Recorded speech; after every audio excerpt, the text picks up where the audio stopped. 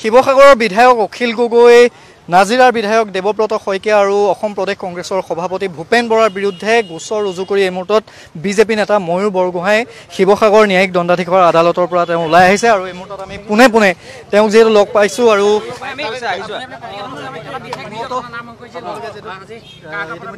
আমি ইতিমধ্যে গোচৰ ৰুজু কৰিছোঁ বিৰোধী দলৰ দলপতি দেৱব্ৰত শইকীয়া ডাঙৰীয়াৰ ওপৰত, শিৱসাগৰ সমষ্টি বিধায়ক অখিল গগৈৰ ওপৰত আৰু অসম প্ৰদেশ কংগ্ৰেছৰ সভাপতি ভূপেন বৰাৰ ওপৰত যি তেওঁলোকে মিছা অভিযোগ আনিছে তাৰ ওপৰত আমি ডিফেমেশ্যন কেছ এপ্লাই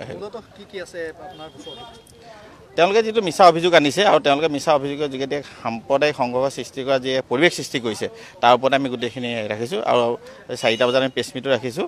এইটো যে সম্পূৰ্ণ তেওঁলোকে ভুল তথ্যৰে গোটেইখিনি যে ৰাইজৰ আগত দাঙি ধৰিছে সেইখিনি আমি গোটেইখিনি প্ৰমাণিত কৰি দিম।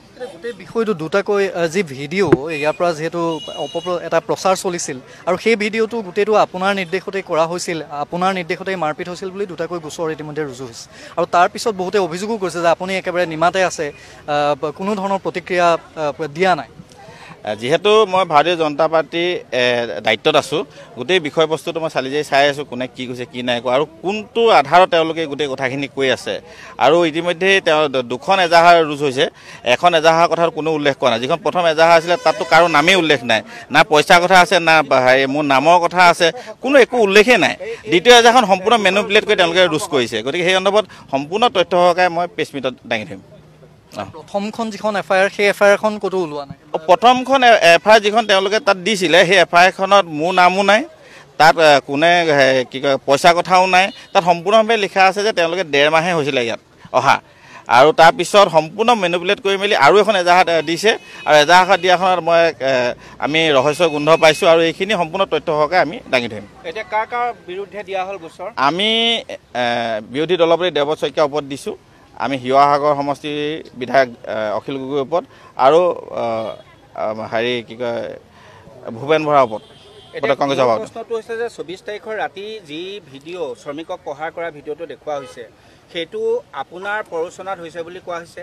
15 লাখ টকা দিবলৈ থকাৰ বাবে পইচা নিদি খেদি পঠোৱা বুলি কোৱা হৈছে। এই সম্পূৰ্ণ বিধানসভাটো এই কথা বতৰাবিলাক ওলাইছে। সামগ্ৰিকভাৱে গোটেই বিষয়টো কি বুলি ক'ব? তাৰমানে প্ৰথম এখন এজাহাৰ দিছিলে, প্ৰথম এজাহাৰখনত কোনো ধৰণৰ তেনেকুৱা মোৰ কথা বা পইচা দিয়াৰ কথা বা সাম্প্ৰদায়িক সংঘৰ্ষৰ একো কথাই উল্লেখেই নাই।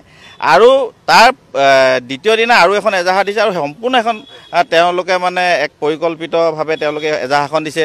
তাত তেওঁলোকে বন্ধুক বাৰুদৰ কথা কৈছে। প্ৰথম এজাহাৰখনত তেনেকুৱা বাঁহৰ কিবা আৰু বেতৰ মাৰিয়ে মাৰিছে বুলি কৈছে, কিন্তু সম্পূৰ্ণ দ্বিতীয় এজাহাৰখনত বন্ধুকৰ পৰা আদি কৰি তৰোৱাল আদি একদম চব কথা লিখি দিছে। আৰু এই ধৰণে যিধৰণে একদম সম্পূৰ্ণ পৰিকল্পিতভাৱে গোটেই বিষয়বস্তুটো আচলতে উলিয়াই দিয়া হৈছে। যিহেতু আমাৰ শিৱসাগৰ জিলাৰ যিখিনি জাতি জনগোষ্ঠী আছিলে 30টা জাতি জনগোষ্ঠীয়ে আমাৰ বজাৰ আৰু আমাৰ পথাৰৰ উদ্দেশ্যে খিলঞ্জীয়া অস্তিত্ব ৰক্ষা যি সংগ্ৰাম শিৱসাগৰৰ পৰা আৰম্ভ কৰিছিলে এই সংগ্ৰামখন সম্পূৰ্ণ বিপথে পৰিচালিত কৰিবৰ কাৰণে এই ধৰণৰ তেওঁলোকে মানে পৰিকল্পিত পৰিৱেশ সৃষ্টি কৰিছে। পৰিকল্পনাৰ নেতৃত্বত কোন আছে এইখিনি মই প্ৰেছ মিটত ক'ম দাদা।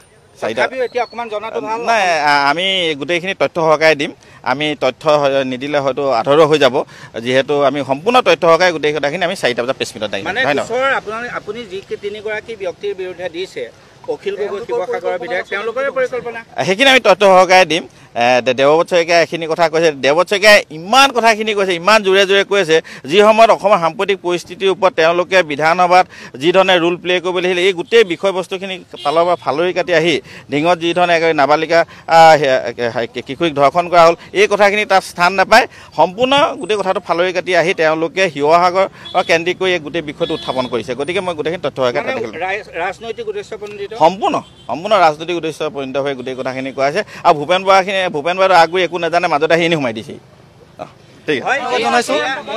আৰু সেয়া আছিল শিৱসাগৰৰ জিলা বিজেপিৰ সভাপতি তথা বিজেপি নেতা ময়ূৰ বৰগোহাঁইৰ ভাষ্য। আৰু ইতিমধ্যে তেওঁ 3গৰাকী নেতাৰ বিৰুদ্ধে যিহেতু গোচৰ ৰুজু কৰিছে, শিৱসাগৰৰ বিধায়ক তথা ৰাইজৰ দলৰ সভাপতি অখিল গগৈ, নাজিৰাৰ বিধায়ক কংগ্ৰেছৰ দেৱব্ৰত শইকীয়া, বিৰোধী দলপতি আৰু সমান্তৰালভাৱে অসম প্ৰদেশ কংগ্ৰেছ কমিটিৰ সভাপতি ভূপেন বৰা, এই 3গৰাকী নেতাৰ বিৰুদ্ধে তেওঁ যিহেতু গোচৰ ৰুজু কৰিছে। আৰু আজি 4 বজাত বিয়লি 4 বজাত যিহেতু এখন সংবাদমেলৰ আয়োজন কৰিছে বিজেপি নেতাগৰাকীয়ে আৰু জিলা বিজেপিৰ কাৰ্যালয়ত এই সংবাদমেলখন তেওঁ আয়োজন কৰিছে। তাতেই সকলোখিনি তথ্য সহকাৰে তেওঁ দাঙি ধৰিম বুলি কৈছে আৰু লগতে উল্লেখ কৰিছে যে কোন এই গোটেই বিষয়টোত জড়িত। যিটো ভিডিঅ' ভাইৰেল হৈছিল সেই ভিডিঅ'টোত ময়ূৰ বৰগোহাঁইৰ নিৰ্দেশতেই সেই ভিডিঅ'টো মাৰপিট কৰা হৈছিল বুলি বৰপেটা আৰক্ষী থানাত যিহেতু ময়ূৰ বৰগোহাঁইৰ বিৰুদ্ধে গোচৰ ৰুজু হৈছিল আৰু এতিয়া এই ভিডিঅ'টো এক প্ৰকাৰ এই তিনিগৰাকী কংগ্ৰেছী নেতা বা এই তিনিগৰাকী